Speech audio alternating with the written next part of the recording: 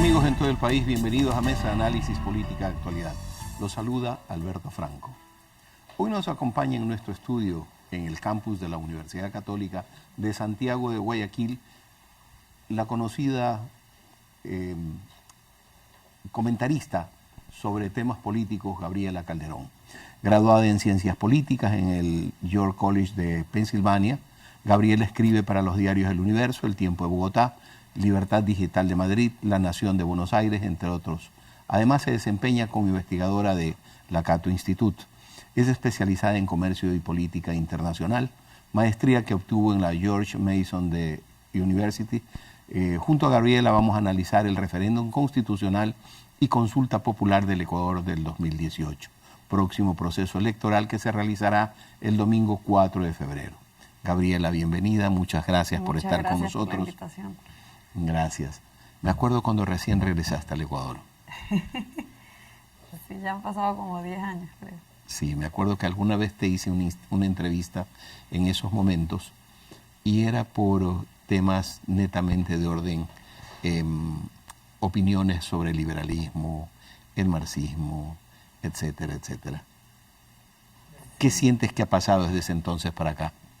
Bueno, han pasado 10 años que coinciden con el gobierno de Rafael Correa, que en ese entonces no sabíamos que iba a durar tanto. Así es. Y mucha gente pensaba en esos momentos que mucho de lo que él decía era solo una campaña. Y luego con el pasar del tiempo no solo que no era campaña, sino que era un producto político muy exitoso porque hacía lo que decía que iba a hacer, o sea, así prometía y cumplía. Y la verdad es que fue una década en que las estrellas parecían estar alineadas a su favor, porque el viento de popa de la economía internacional que le brindó a la economía ecuatoriana gracias a los precios extraordinariamente altos que tuvo el petróleo, le permitieron a la economía gozar pues durante gran parte de esos 10 años con un crecimiento importante. Eso nos ha llevado precisamente a lo que estamos en este momento viviendo, a la consulta popular. Sí. Que antes de iniciar ya el tema al cual hemos anunciado, por el cual has venido en esta ocasión, vamos a ver un reportaje preparado por nuestro Departamento de Opinión y Noticias en torno a cómo Lenín Moreno inició el camino para este proceso electoral y las preguntas planteadas. Adelante con la nota que después las analizamos con Gabriela. No dudaré ni un solo minuto en acudir a la voluntad y a la voz del pueblo.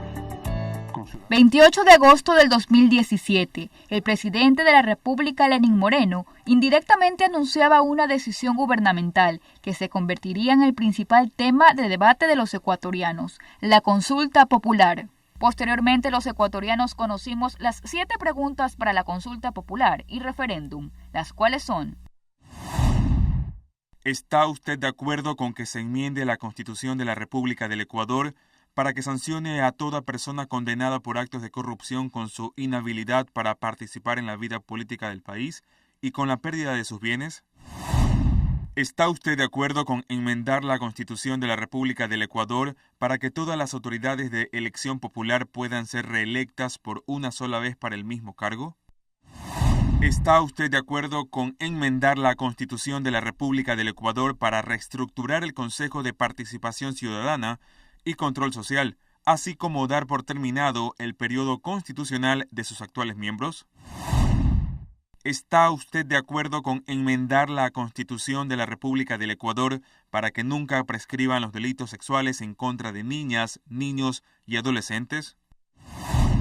¿Está usted de acuerdo con enmendar la Constitución de la República del Ecuador para que se prohíba, sin excepción, la minería metálica en todas sus etapas, en áreas protegidas, zonas intangibles y centros urbanos? ¿Está usted de acuerdo con que se derrogue la ley orgánica para evitar la especulación sobre el valor de las tierras y fijación de tributos, conocida como Ley de Plusvalía? ¿Está usted de acuerdo en incrementar la zona intangible en al menos 50.000 hectáreas y reducir el área de explotación petrolera autorizada por la Asamblea Nacional en el Parque Nacional Yasuní de 1.030 hectáreas a 300 hectáreas? Frente a un futuro panorama electoral ya existían reacciones a favor y en contra. Sí, para tratar si la independencia y las funciones del Estado debe recuperarse. Hay que ganar esta campaña por el sí.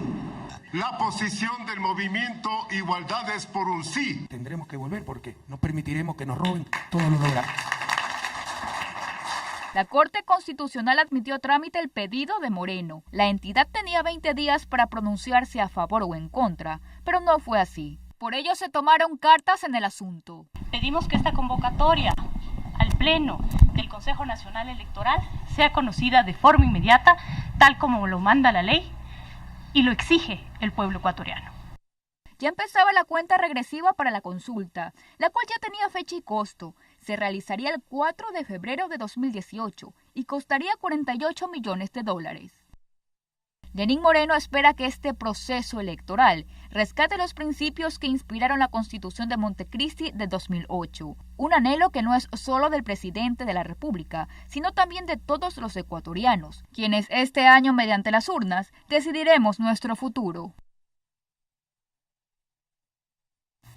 Para ubicarnos en contexto, Gabriela, ya que tú eres una analista de hechos históricos, no necesariamente vamos a irnos afuera del país, en este instante estamos aquí.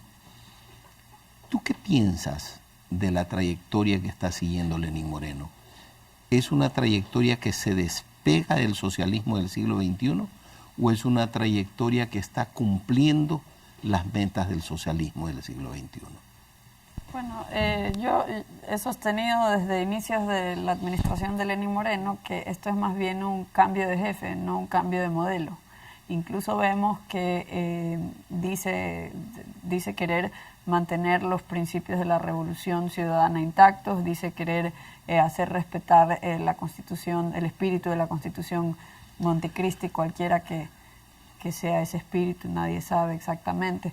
Pero la cosa es que no vemos en Lenin un reformador del modelo y eso después de 7 meses de administración lo podemos ver en muchas de sus políticas públicas. Hay excepciones muy puntuales, como por ejemplo la disposición a firmar un acuerdo comercial con Estados Unidos similar al de la Unión Europea, pero vemos que ese pequeño giro en la política comercial ya se estaba dando incluso en la administración anterior, que fue la que firmó el acuerdo con la Unión Europea. Y eso se debe no tanto a una convicción acerca de la apertura comercial, sino al cambio en la coyuntura internacional. Estábamos viviendo con petróleo alto, entonces ahí no les importaba no firmar acuerdos comerciales, pero ahora que, digamos, no ha habido durante los últimos 3 años un importante ingreso petrolero, pues han tenido que ver cómo reactivar el sector comercial. Dentro de ese contexto, entonces, ¿cuál sería el carbón, cuál sería el combustible que genera entonces la pelea entre Lenín Moreno y Correa? Es una pelea más o menos como lo que se ve en la serie de televisión Juego de Tronos, digamos, hay una especie de pelea por esa piñata que se reparte en Quito llamada Presupuesto General del Estado, y lo más importante, de ese partido político que llegó a capturar todas las instituciones del Estado durante la última década. Eso es Alianza País. Y esa fue la pelea más feroz y creo que la victoria más importante de Lenin sobre Correa, que es haber perdido ese partido que ha llegado a controlar todas las instituciones del Estado. ¿Esto significa que es un retorno a una democracia normal, por así decirlo? No, porque no ha habido reformas estructurales que deshagan el hiperpresidencialismo que está contenido en la Constitución de Montecristi. Tampoco se habla desde el oficialismo, es decir, desde el entorno del gobierno de Lenín Moreno, no se habla, por ejemplo, de derogar la ley Mordaza, cosa que sí lo han hecho la bancada de la oposición, digamos, de eliminar lo peor de esa ley, por lo menos. Y tampoco vemos, ciertamente no vemos una reforma en la Cancillería. María Fernanda Espinosa es muy cercana al entorno del socialismo del siglo XXI. Tampoco vemos un cambio en la política económica. Pero ¿qué es lo que pasa? Que lo que parece haber es un cambio de un dictador que había llegado a verse de cierta manera autoritaria hacia un dictador que la gente percibe como benévolo, porque tiene el poder para hacer lo mismo que hacía el gobierno anterior, pero por ahora no lo ha decidido no utilizarlo. Es decir, no hay reformas que le den una independencia real a las instituciones del Poder Ejecutivo, Pero por ahora le conviene políticamente darles esa independencia, porque ahora todas las instituciones de control están fiscalizando la administración anterior. ¿Qué va a pasar el momento que se pretenda fiscalizar a la administración actual? ¿Se permitirá esa misma libertad de expresión y libertad de ejercicio de las funciones independientes del Estado? No hay una reforma que lo garantice. ¿Cuál es el objeto entonces de la investigación de la administración anterior si estamos dentro de la misma línea política y dentro de la misma línea de funcionarios? Porque es una pelea por el feudo, una pelea por ese trono. Y en la pelea por el trono lo que se trata de hacer es echarle todos los muertos a la administración anterior y lavarse las manos y desenmarcarse de esa administración que ahora se percibe como la principal culpable de una recesión, un estancamiento económico que digamos ya va para inicios de su cuarto año. Veamos las preguntas de la consulta para ver dentro de este contexto cómo estas preguntas pueden generar un cambio o si no lo van a generar. Veamos la primera pregunta. ¿Está usted de acuerdo con que se enmiende la Constitución de la República del Ecuador para que sancione a toda persona condenada por actos de corrupción con su inhabilidad para participar en la vida política del país y con la pérdida de sus bienes? ¿Tú qué piensas de esto? Me parece que desde 2011 se intensifica el proceso de sometimiento de la justicia a un proyecto político. Y considerando ese contexto de un país donde no hay garantía de la independencia judicial, donde no hay seguridad jurídica según índices e informes internacionales, como aquel informe importante de Luis Pázara que analiza el estado de la justicia ecuatoriana luego de la consulta popular de 2011, yo creo que es un país donde la justicia ha venido siendo utilizada para persecución política y que por lo tanto yo personalmente consideraría que un no procede en esta pregunta, porque es darle poder a los políticos de turno que llegan a controlar esas instituciones para implementar una persecución política tremenda. Esta pregunta supone que la justicia aquí funciona en derecho y de manera independiente del poder político, pero esa no es nuestra realidad. Nuestra realidad durante la última década ha sido que cuando lo ha considerado necesario el gobierno, ha presionado a la justicia para que sancione según sus intereses políticos. Entonces yo creo que es algo muy peligroso en nuestro contexto. Yo creo que no conviene darle este poder a la justicia que tenemos actualmente. ¿Dudas tú entonces de la imparcialidad de la justicia en el Ecuador? Yo creo que sí, porque lo que sucede es que no sé si recordarán algunos los correos filtrados de aquel intercambio cándido entre quien preside el Consejo de la Judicatura, Gustavo Yalc, y el expresidente. No ha habido reformas para que eso cambie.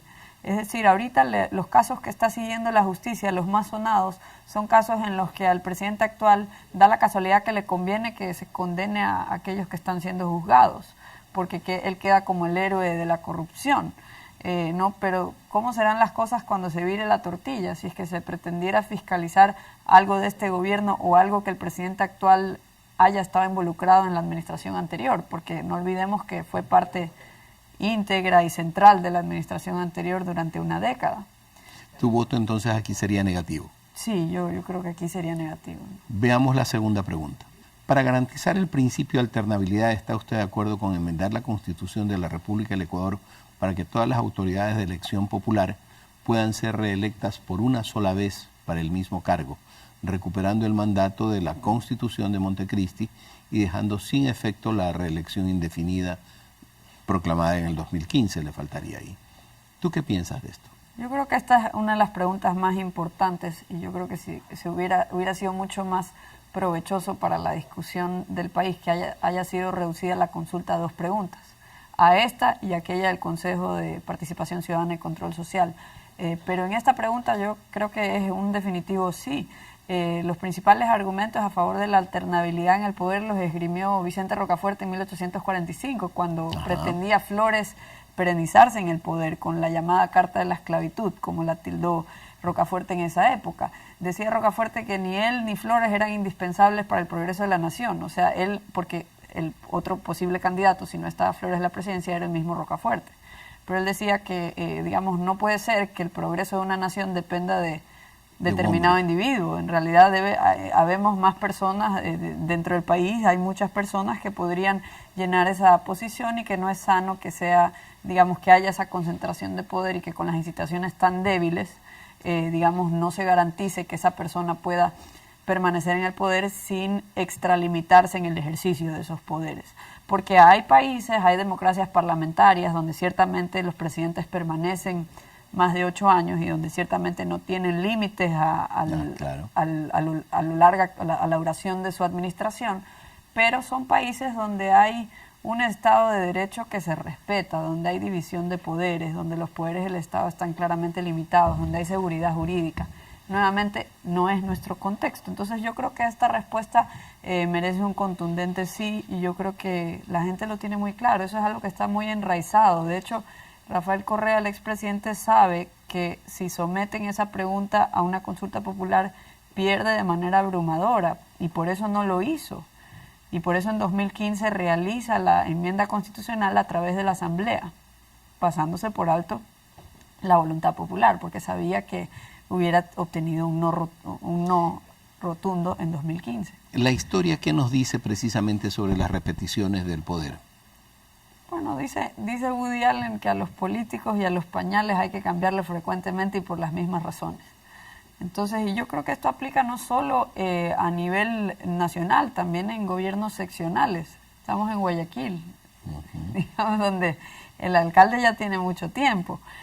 También conviene, es una manera de limitar el poder, es una manera de fomentar la competencia política, es una manera de protegerse en contra de la formación de una élite política que llega a concentrar el poder por largos periodos indefinidos, que no son ajenos a capturar las instituciones que velan por las elecciones supuestamente libres. Tenemos un Consejo Nacional Electoral que desde hace una década, casi una década, viene siendo presidido siempre por personas muy cercanas al movimiento político en el poder. Si tomamos en cuenta de que precisamente la formación de nuevo, esta pregunta se retrotraería a la necesidad de presentar líderes. ¿Cómo dirías tú que se deberían de formar esos líderes para poder llegar a una efectivización de la no reelección y que hayan nuevos líderes que puedan sustituir? Eso tiene que ver con la formación, la estructuración de los partidos políticos. Tenemos una tradición de tener constituciones promovidas por el caudillo del momento, y asimismo los partidos giran en torno a su caudillo. Y vemos que cuando ese personaje desaparece por una u otra razón, el partido como que deja de ser y empieza como que a morir lentamente. Eso ha pasado con, digamos, el otro era Partido Social Cristiano, y ha pasado también con el PRE, digamos. Son partidos que eran muchísimo más importantes hace unos 15 años de lo que hoy son. Hoy son apenas la sombra de lo que eran hace unos 15 años. Y en gran medida eso se debe a la ausencia de la su gran formación líder. de escuelas políticas. Y como tienen, no son partidos que giran en torno a un set de ideas o una ideología. Son como puede suceder, por ejemplo, en otras democracias europeas o sucedía antes en Estados Unidos. Pero son partidos que más bien giran en torno a un líder. Y una vez que no y lo mismo pasa con Alianza País. Exactamente. Sí. Es momento de hacer la primera pausa en Mesa Análisis Política y Actualidad. Regresamos en breve para continuar este diálogo con Gabriela Calderón. Volvemos.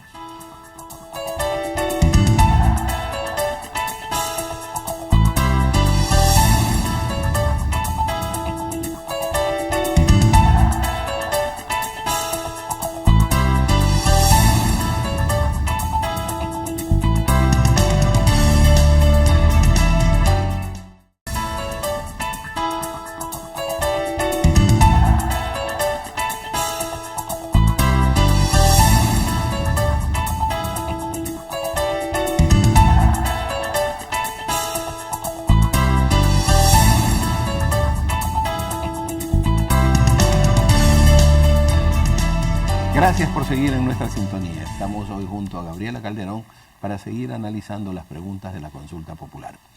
Veamos la tercera pregunta, Gabriela, para ver qué opinas de ella. ¿Está usted de acuerdo con enmendar la Constitución de la República del Ecuador para reestructurar el Consejo de Participación Ciudadana y Control Social y así dar por terminado el periodo constitucional de sus actuales miembros y que el Consejo que asuma transitoriamente sus funciones tenga potestad de evaluar el desempeño de las autoridades cuya designación le corresponde, pudiendo, de ser el caso, anticipar la terminación de sus periodos?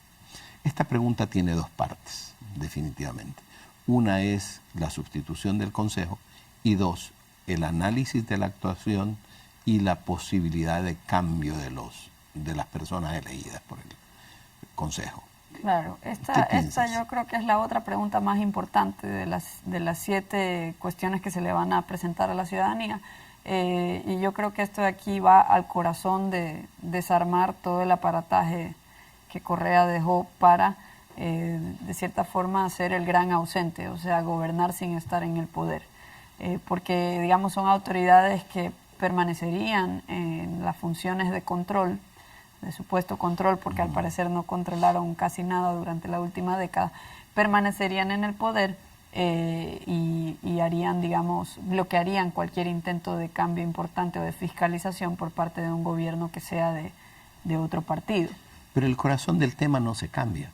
Esto es, el Consejo de Participación seguirá designando seguirá designando. Luego vemos lo de la transitoriedad. Sí, pero hay un cambio en la forma que se designa, porque lo que ellos están proponiendo es, aquí hay una especie de cheque en blanco que se le está dando a Lenín Moreno. Desafortunadamente la pregunta ya está planteada de esa forma, pero ese cheque en blanco es que el Consejo transitorio que se crea, si es que gana el sí en esta pregunta, sería conformado por Lenin y se puede crear un Correa 2, digamos, ¿no? Porque ya sabemos lo que fue las trampas del régimen de transición incluido en la Constitución aprobada en 2008. Sirvió para básicamente capturar todas las instituciones del Estado, incluso antes de que llegue a ser verde el Consejo de Participación Ciudadana y denominar a las nuevas autoridades que también eran cercanas a Alianza País. Entonces hay ese cheque en blanco que está pidiendo Lenín Moreno. La cuestión es que este gobierno, a diferencia del anterior, no tiene un líder tan fuerte por sí solo como lo era Rafael Correa. Y por eso hemos visto que durante los últimos 7 meses el gobierno de Lenín Moreno sí responde a la presión de la opinión pública y hace ciertos cambios. Entonces, ¿qué es lo que yo creo? Que no queda otra opción que contestar que sí en esta pregunta, pero luego queda en manos de quienes hacemos opinión y de los ciudadanos en general de ejercer presión sobre el gobierno para que el Consejo Transitorio, que va a decidir si se cesan sus funciones o si se reemplazan las autoridades de control, no sea simplemente un consejo leninista, sino que sea algo más consensuado. Por otro lado, lo que se propone es que cuando termine el Consejo de Transición haya un nuevo consejo que sea conformado por una terna enviada por el presidente a la Asamblea, que luego la Asamblea tiene que rechazar o apoyar. Entonces, esto es un cambio importante en la estructura, en la conformación del Consejo de Participación Ciudadana. Es más o menos lo más cercano dentro de la estructura actual que se puede llegar hacia lo que teníamos antes. ¿Qué es lo que teníamos antes? Como en muchas democracias alrededor del mundo, que el presidente nomina ternas para estas autoridades de control y luego la Asamblea, como representantes del pueblo, elegidos por el pueblo, rechazan o apoyan cada una de esas ternas. Lo que tenemos ahora es una propuesta para que no apoyen o rechacen cada una de las autoridades designadas, sino que apoyen o rechacen aquellos nominados para conformar el consejo que luego designará a las otras autoridades. Entonces yo creo que es un cambio, un paso en la dirección correcta. Es mejor que lo que tenemos ahora, no es lo ideal. Creo que le estaríamos dando un cheque en blanco a Lenin y hay que estar vigilantes por eso, para que no sea simplemente Correa 2. ¿Tú crees que el gobierno actual de Lenín Moreno sí accede a los planteamientos de la prensa, de la opinión pública? Bueno, yo creo que hasta ahora hemos visto que sí, incluso planteamientos y bulla que se hacen en redes sociales. El audio filtrado de uno de los principales hombres alrededor del presidente, Eduardo Mangas, ese audio fue algo que se volvió viral a través de redes sociales y WhatsApp, y un par de semanas después de que hubo esa filtración, se tomó la decisión de remover al señor Mangas de la administración. También vemos que ha habido, digamos, una presión cuando él llegó al poder con este discurso del diálogo, ha habido una presión hacia que, digamos, que se denuncie, que se fiscalice la corrupción de la administración anterior, y el presidente accedió diciendo que invita a todos los medios de comunicación a realizar estas denuncias. No solo eso, sino que lo ha venido haciendo el Contralor Subrogante. Pero eso tiene que ver con una conveniencia política y también con un presidente que quizás está consciente de que su apoyo puede ser algo efímero y que necesita mantenerlo alto hasta el momento de la consulta. Aquí es pertinente la pregunta. ¿Hasta qué punto crees tú de que Lenín Moreno pueda convertirse en un líder independiente de su condición de miembro de Alianza País, de socialista del siglo XXI? ¿Pueda convertirse en un líder conductor de una reversión de una cantidad de decisiones no muy propias o no muy correctas de parte de Correa?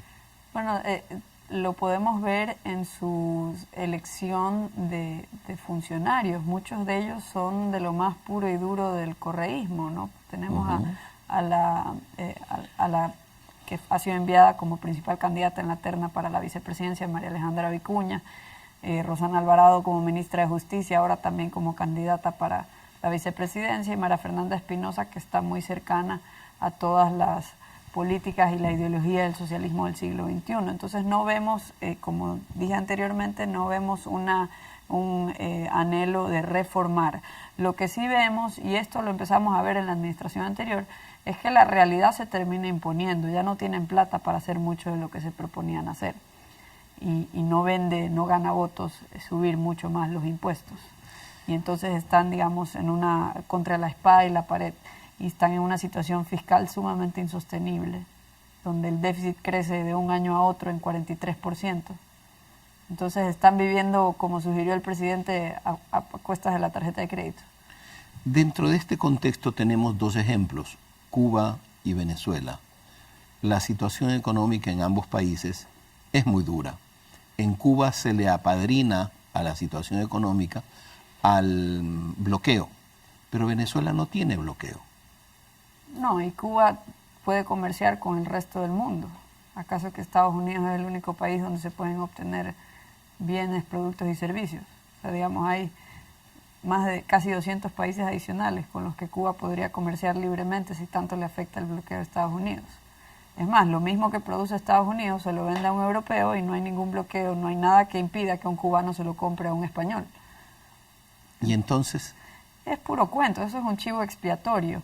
Pero, digamos, ahí vemos la orientación de Lenin no es muy distinta. Por eso digo, es una pelea por el trono, pero no es una pelea ideológica. No hay diferencias en cuanto al ejercicio de poder. O sea, tenemos a una canciller que considera que lo de Venezuela no es una dictadura.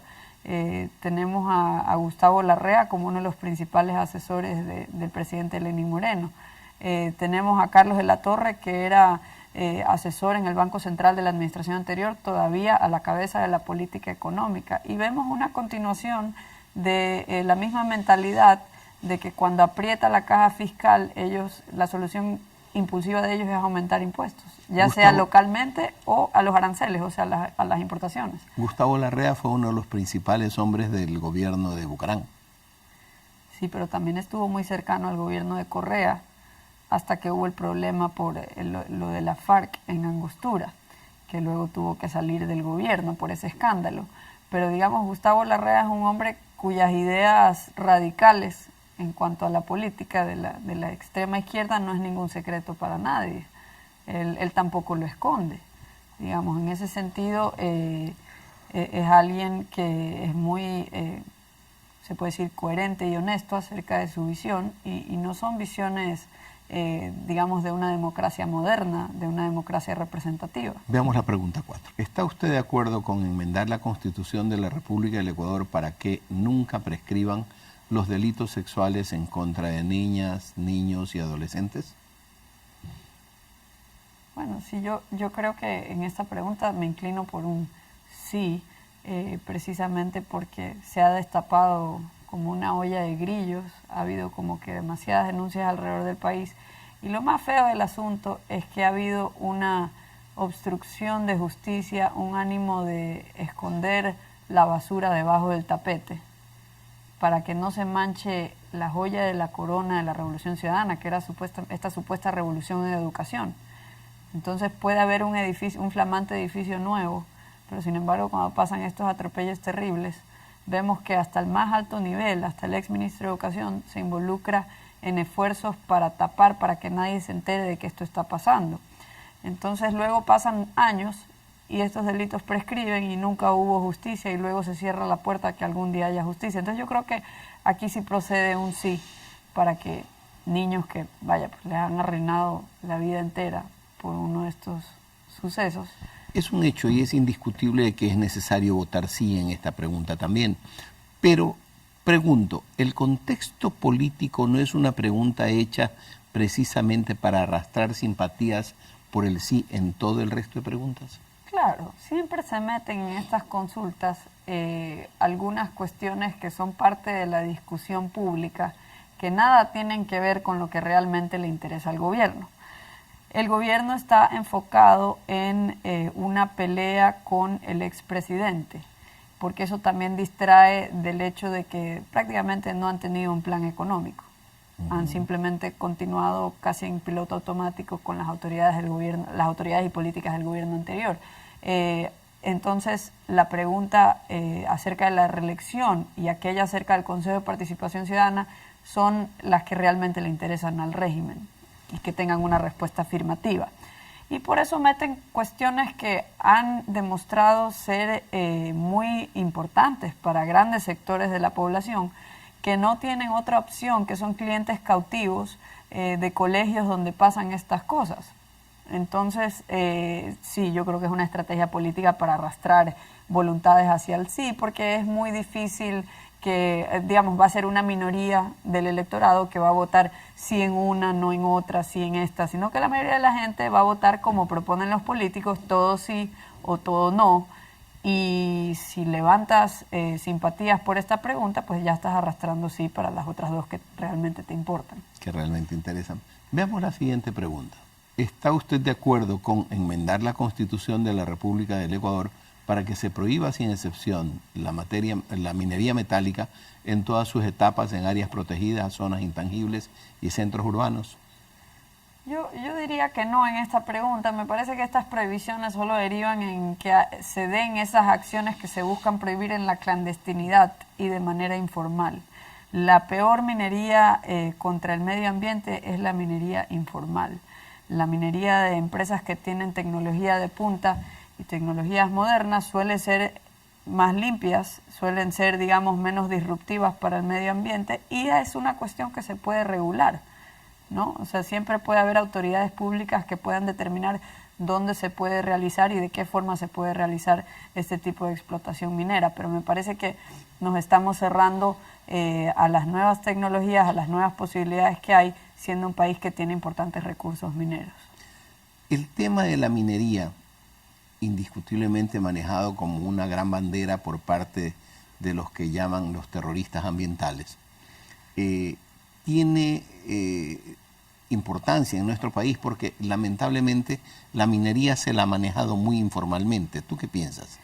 Sí, no ha habido, digamos, una regulación o una ley clara respecto de las inversiones y el desarrollo, la explotación de la minería, pero yo creo que lo peor es cerrarse los ojos a una realidad.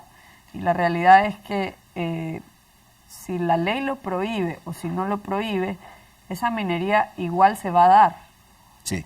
O sea, igual se va a dar. Entonces yo creo que lo mejor es permitirla, pero regularla. O sea, ver de qué manera, digamos, crear quizás una agencia, ya debe haber, ya hay un ministerio encargado de estas cosas, que pueden regular de qué manera consideran que es mejor hacerlo. Yo creo que la mejor forma sería un sistema de concesión a la manera que lo ha venido haciendo Chile, son concesiones de largo plazo, y esas concesiones tienen cláusulas en los contratos acerca de cómo se puede realizar este tipo de explotación. Yo creo que eso es un modelo interesante que Ecuador podría considerar, pero simplemente prohibirlo me parece que es cerrarse a unas grandes oportunidades, sobre todo para los habitantes que viven en esta zona, que son propietarios de terrenos en esa zona y que no les han dado, y que es una gran injusticia alrededor de América Latina, que no les han dado propiedad sobre esos ricos recursos que están en el subsuelo. Definitivamente, siempre las prohibiciones generan actitudes ilícitas y actividades ilícitas. Hacemos una nueva pausa en Mesa Análisis Política de Actualidad. Recuerde que pueden seguirnos en las redes sociales. Nuestra página de Facebook es UCSG TV y en Twitter digite UCSG_TV. Volvemos.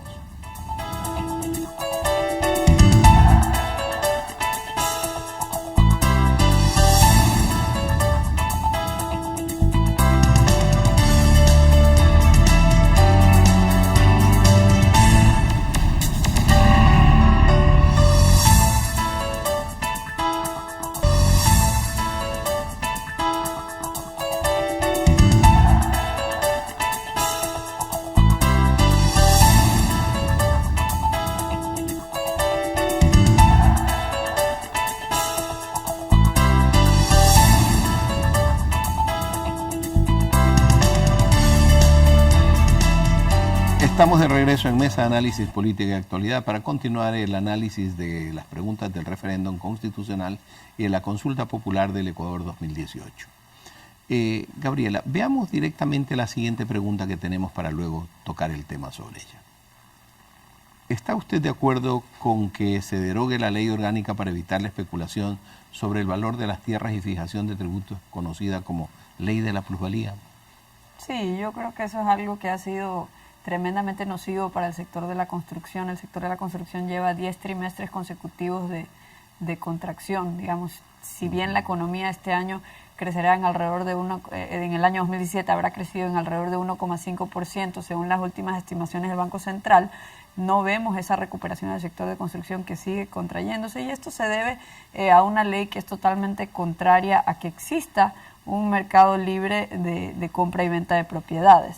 ¿A qué se refieren con esta cuestión de la especulación, que siempre es considerada como una mala palabra, pero especulación es algo que prácticamente todos hacemos todos los días? Uno especula que conviene salir de la casa en lugar de quedarse en la casa, pero ¿qué quiere decir especulación realmente?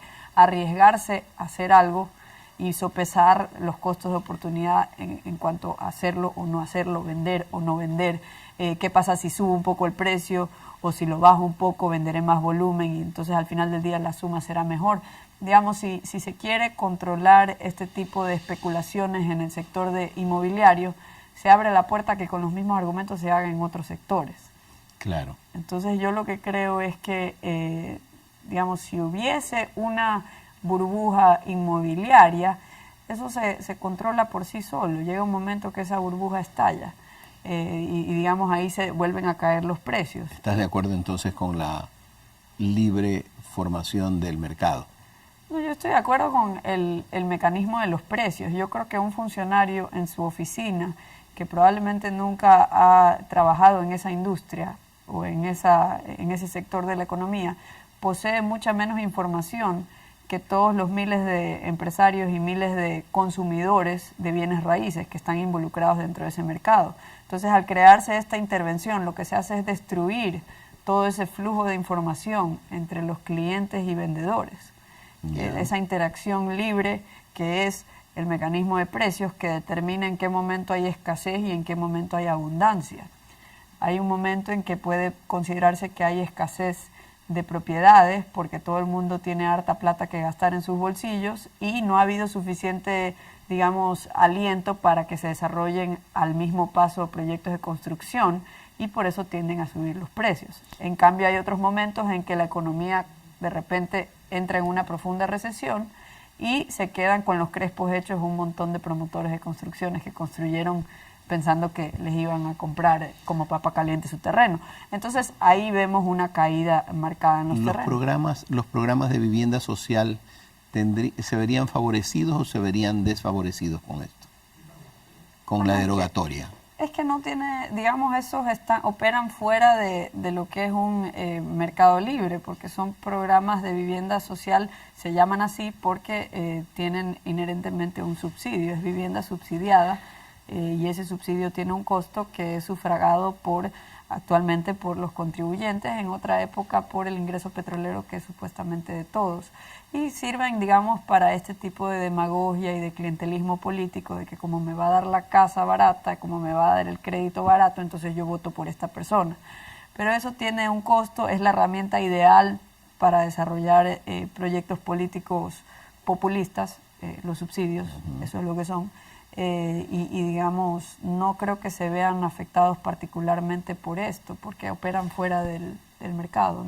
¿Tú estás en contra de los subsidios? Depende de qué tipo de subsidios. Yo estoy en contra de subsidios que no van directamente a los usuarios. Por ejemplo, si tenemos un subsidio a la educación, pero este subsidio no va directamente al bolsillo de los padres de la familia, sino que va al bolsillo de burócratas que luego también dan la educación, y esos padres de familia no tienen libertad para elegir en qué colegio estudian sus hijos, porque la única forma de recibir ese subsidio es poniéndolo en el colegio donde te manda el Ministerio de la Educación. Digamos, eso me parece que es una mala forma. Yo estoy más de acuerdo, por ejemplo, en que se subsidie, digamos, a través de una especie de voucher escolar que el gobierno le entregue a los padres, y luego los padres con ese cheque o voucher salen a comprar la educación que más les guste para sus hijos. De esa forma no tendríamos, el gobierno no tendría que hacer el trabajo de educar, sino simplemente financia a los padres que quieren educar a sus hijos. Dejando de lado en todo caso lo que se llama la educación gubernamental. Claro, y por último, si queremos que exista una educación gubernamental, ¿por qué no someterla a la competencia? Hoy en día, por debajo de cierto nivel, los padres de familia son clientes cautivos de la educación pública. Pero si tuviesen ese voucher escolar y pudieran escoger entre una probable escuela privada que le ofrezca un servicio que considera que es mejor y tiene ese cheque para llevarlo al colegio que mejor le parezca, pues introduciríamos un elemento de competencia en el mercado de educación y que le daría, digamos, una mayor soberanía a los padres de familia sobre la educación de sus hijos. Interesante el concepto, sería de conversarlo en una próxima ocasión. Veamos la siguiente pregunta. ¿Está usted de acuerdo en incrementar la zona intangible en al menos 50.000 hectáreas y reducir el área de explotación petrolera autorizada por la Asamblea Nacional en el Parque Nacional Yasuní de 1.030 hectáreas a 300 hectáreas?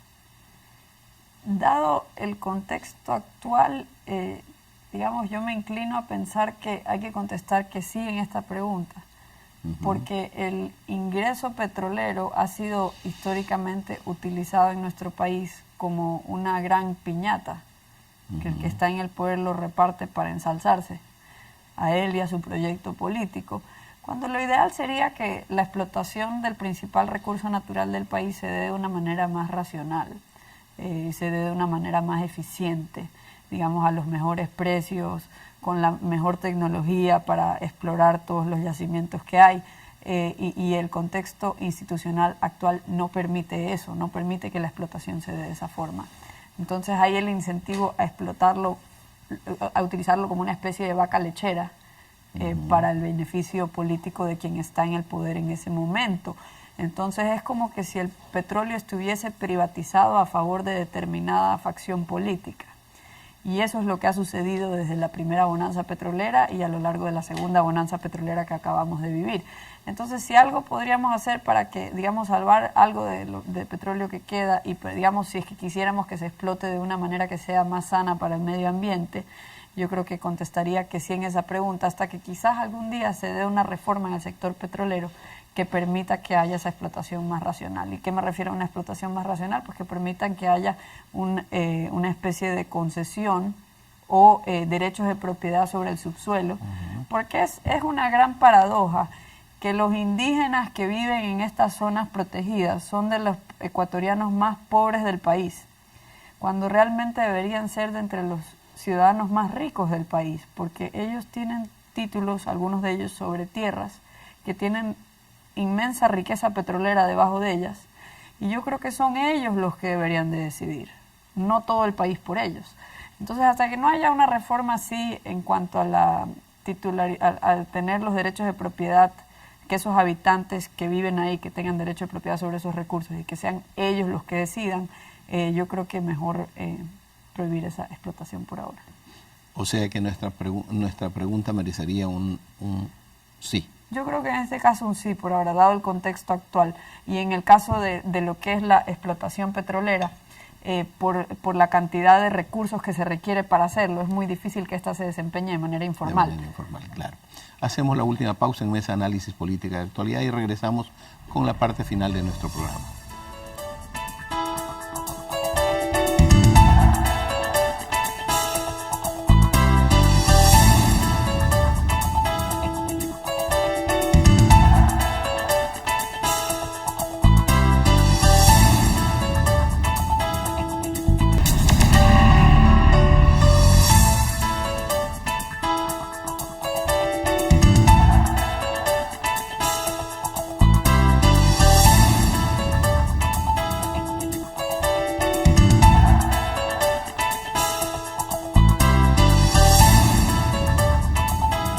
Continuamos en este último bloque junto a nuestra invitada Gabriela Calderón, analista político. Gabriela, nosotros tenemos por costumbre en este canal y en este programa presentar preguntas de nuestros estudiantes. Te ruego, por favor, te las van a pasar continuamente una tras de otra. Iniciemos. ¿Cuál es la diferencia entre consulta popular y referéndum? El referéndum presenta textos que modificarán alguna ley vigente o la misma Constitución. Y consulta, no presenta textos específicos que van a ser modificados, solamente hace una pregunta que tiene que ser contestada con sí o no, pero no tiene adjuntos textos que modificarán leyes o la Constitución vigente. Continuemos. ¿Qué opinas sobre prohibir la minería metálica en todas sus etapas? Bueno, creo que esa la contestamos anteriormente. Yo creo que estoy en contra de una prohibición de una potencial riqueza que tiene ahí nuestro país sin explotar, que yo creo que puede ser explotada de manera racional a través de las concesiones, y era algo que ya estaba empezando a darse, incluso durante el gobierno anterior, y lamentablemente, como se denunciaron tratados bilaterales de protección de inversiones, no llegó a una conclusión feliz, sino que digamos es algo que está estancado, y prohibirlo sería dejarlo en manos de la minería ilegal, que creo que es muy nociva para el medio ambiente. Pero ya existen contratos de explotación minera, como con Fruta del Norte y con otra empresa china. Sí, pero por ejemplo, yo tengo conocimiento de opiniones, por ejemplo, de la actual embajadora de Canadá, de que muchas de estas potenciales inversiones, Canadá era uno de los países de donde provenían las empresas más interesadas en esto, sí, se frenaron por esta denuncia de la protección de inversiones, de los tratados bilaterales de protección de inversiones. Lo mismo sucede con la disposición de Canadá, por ejemplo, a tener un acuerdo comercial con el Ecuador. Ellos exigen que haya el restablecimiento de estos tratados bilaterales de protección de inversiones antes de que se dé un acuerdo comercial. Interesante la posición. Continuemos. ¿Qué pregunta causaría un efecto positivo para nuestra economía? Yo creo que sería la pregunta acerca de derogar la ley de plusvalía y la ley de especulación en bienes raíces y de plusvalía, porque esto de aquí tiene realmente sumamente deprimido al sector de construcción, que también ha sido, ha entrado en recesión y suele ir de la mano con el paso de la economía. Si a la economía le va mal, le va a ir mal al sector de construcción, pero yo creo que esa caída ha sido acentuada por esta ley. Entonces yo creo que si se deroga esa ley va a haber un estímulo importante para el área de construcción. Hay que tomar en cuenta que el área de construcción es la que provee la mayor cantidad de empleos de mano de obra informal. O sea, de gente que no está preparada con un título y que necesita trabajar. Claro, ¿no? Y es un sector importante de la economía que tiene muchos insumos, locales. Claro. Es algo que al final del proceso de construcción requiere muchos insumos importados. Entonces convendría que no solo se derogue esa ley, sino que se eliminen las trabas a las importaciones. La famosa tasa de control aduanero. Exactamente. Continuemos. ¿Qué pregunta falta que responda más a un interés colectivo? No sé si...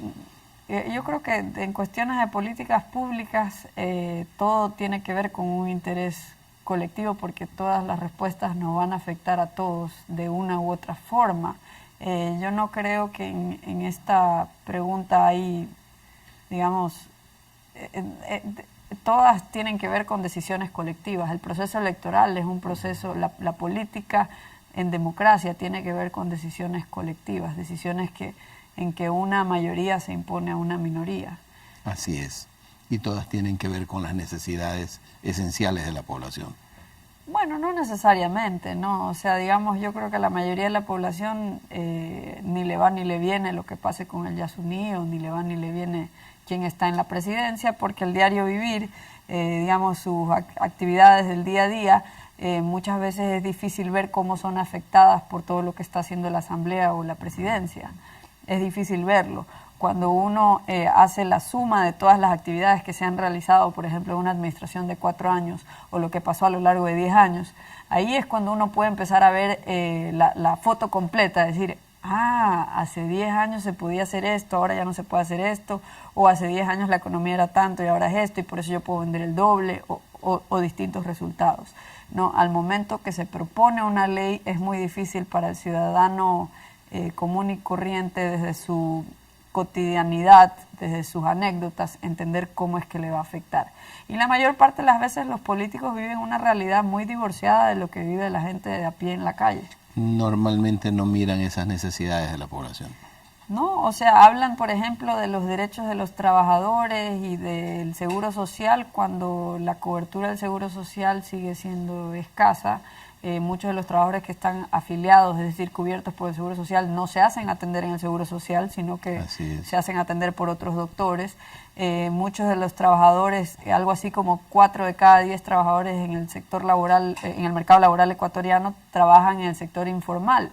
Entonces, cuando hablan de los derechos, las conquistas sociales de los trabajadores, eso solo aplica para los que trabajan en el sector formal. El otro 40%, ellos no reciben esos beneficios. No entonces sí vemos que hay una especie de divorcio entre esta ficción legal, como decía Octavio Paz, de todas las cosas que se aprueban y que dicen los políticos, y la realidad de a pie en las calles, ¿no?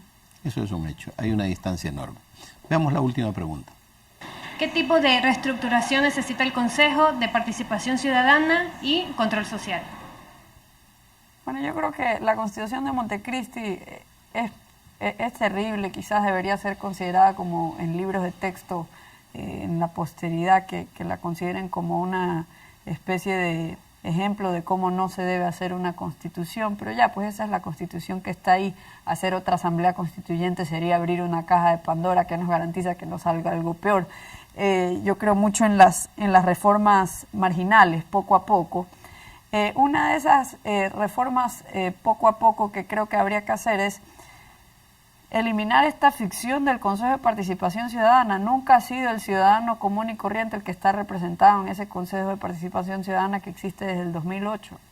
Siempre han sido los intereses de un solo proyecto político que tiene nombre y apellido, Rafael Correa.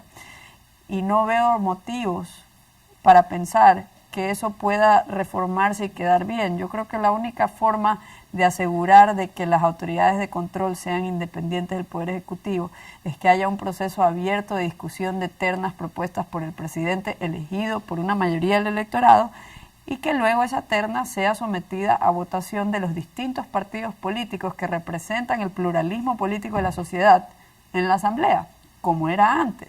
Así es. ¿Qué es lo que no le gusta a la gente? Que antes había un toma y daca entre los distintos partidos políticos y les parecía sucia esta negociación.